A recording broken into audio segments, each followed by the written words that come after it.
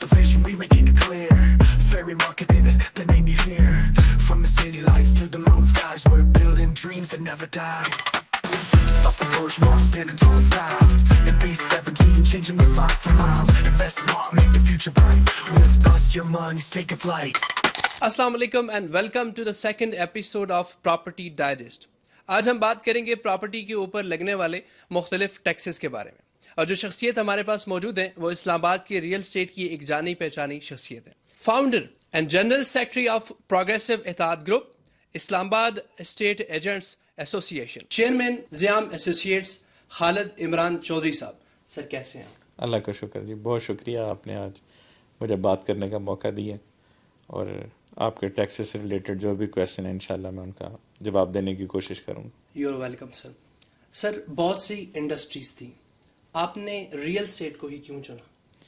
मुझे लगता था कि रियल स्टेट में जो सर्विसेज हम देते हैं, ह्यूमन जो नीड है उसमें तीन बुनियादी ज़रूरतें हैं। उसमें है जी कपड़ा, रोटी और छत। तो इसमें जो छत का आंसर है ये रियल स्टेट ही मुहैया करती है, और इसीलिए, और दूसरा इसमें इन्वेस्टमेंट्स का भी एक बड़ा स्कोप होता है, और मुझे लगता था कि मेरे अंदर किसी को मोटिवेट करके उससे इन्वेस्टमेंट कराने की सलाहियत मौजूद है। तो मैंने अपनी सलाहियत को देखने के बाद, भांपने के बाद, फिर मैंने इस पेशे को अपने रोज़गार के लिए सिलेक्ट किया। ग्रेट। खालिद साहब, प्रॉपर्टी के ऊपर बेतहाशा ये टैक्सेस लगने की बुनियादी वजह क्या है? प्रॉपर्टी के ऊपर बेतहाशा टैक्सेस लगने की वजह ये है कि मुल्क का ओवरऑल निज़ाम जिस तरह से जिस शोबे में भी जाएं उलझा हुआ है, खिचड़ी पकी हुई है। ठीक है। तो टैक्सेस पे भी बगैर जो ब्यूरोक्रेसी है, जो पैंट कोट वाले बाबू हैं, वो मार्केट को एनालाइज किए बगैर, लोगों से मिले बगैर, जो उनके दिल में आता है, कुछ IMF की ग़ुलामी की वजह से जो दिल करता है वो पॉलिसियाँ बना के तो वो थोप देते हैं पब्लिक के ऊपर। जो स्टेक होल्डर है रियल स्टेट के, उनके एतमाद में नहीं लिया जाता।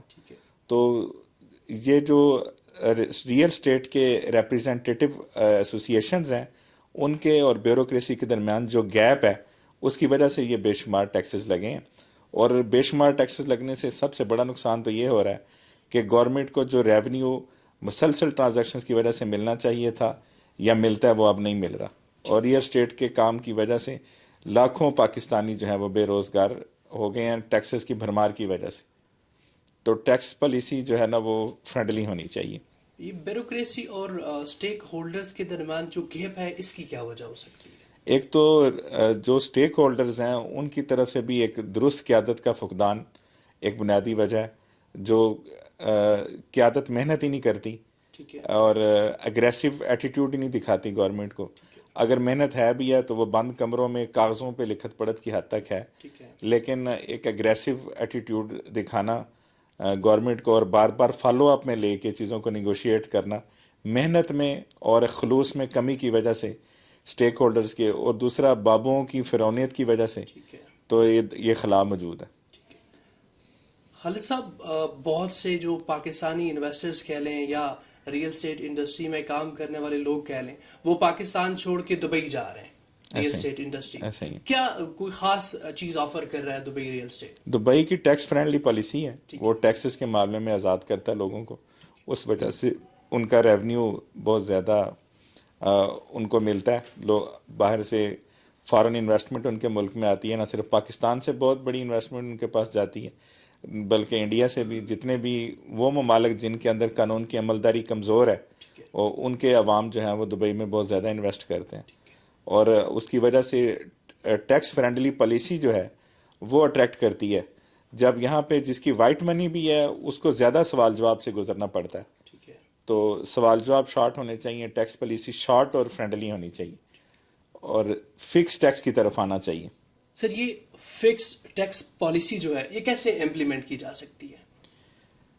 एक तो जो हमारे मुल्क में बदकिस्मती है वो दो तरह की प्राइसेस हैं।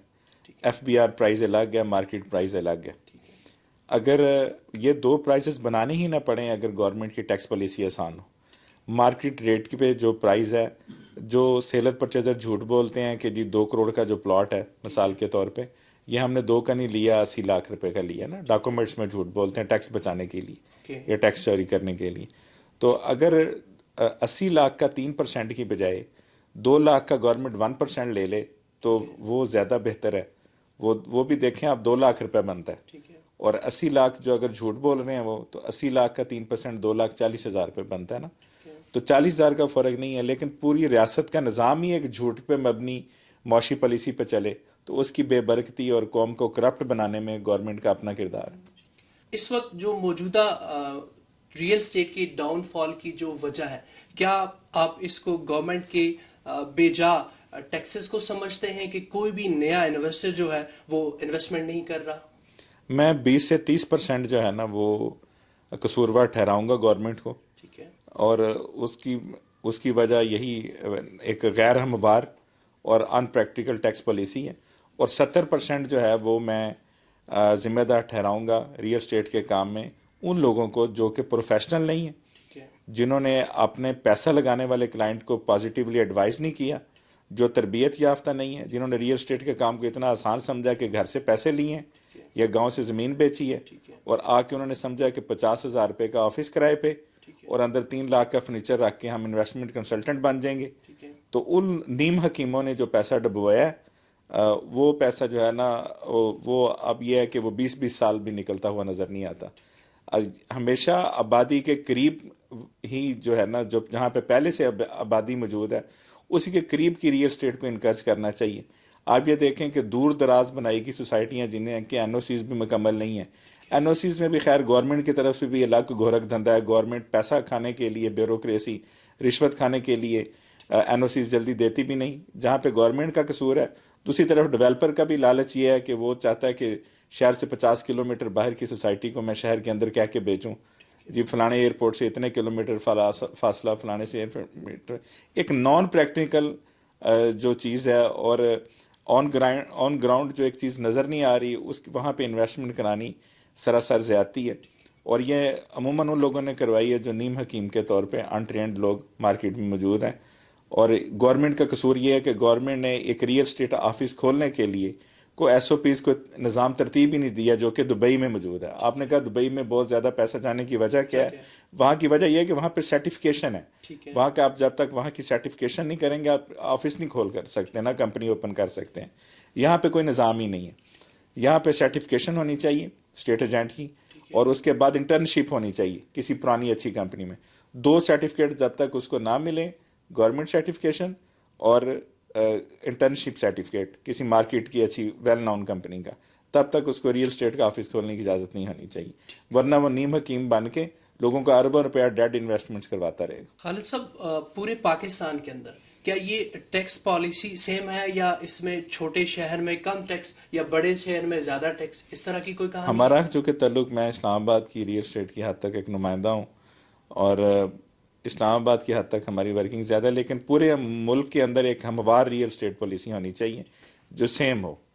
کہیں بھی کے پی کے میں ڈیفرنٹ، پنجاب میں ڈیفرنٹ نہیں ہونی چاہیے، وفاق میں بھی ڈیفرنٹ ہونی چاہیے، اور فائلر نان فائلر کا کنسیپٹ ہی نہیں ہونا چاہیے. ہر شہری کو فائلر ہونا چاہیے اور فکس ٹیکس پالیسی ہونی چاہیے پورے ملک کے اندر. ابھی اس وقت کرنٹلی جو ٹیکس پالیسی ہے پاکستان کے اندر، کیا آپ سمجھتے ہیں کہ وہ بین الاقوامی معیار کے مطابق ہے یا اس سے ہٹ کے؟ نہیں، میں بالکل نہیں سمجھتا کہ بین الاقوامی معیار کے مطابق ہے. ٹیکسز دیکھیں یورپ میں، امریکہ میں یہاں سے بھی زیادہ لیے جاتے ہیں، لیکن وہاں کے عوام مطمئن ہو کے اس لیے وہ پیسہ دیتے ہیں یا اپنی حکومتوں پہ اعتبار کرتے ہیں کہ وہاں پیسہ کرپشن کی نظر نہیں ہوتا.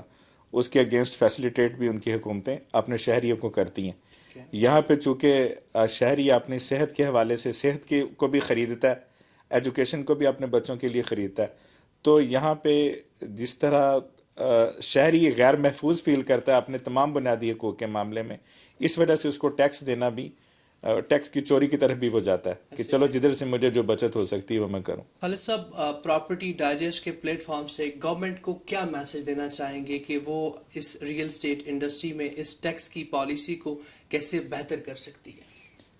میں گورنمنٹ کے جتنے بھی اسٹیک ہولڈرز ہیں یا بااختیار لوگ ہیں ان کو میں یہ کہوں گا کہ آپ ہماری جو نمائندہ لوگ ہیں ان کے ساتھ بیٹھیں اور ان کے ساتھ بیٹھ کے ایک ٹیکس فرینڈلی پالیسی بنائیں اور مارکیٹ پرائز کی الگ اور ایف بی آر کی پرائز کی الگ الگ ریٹس نہیں ہونے چاہیے.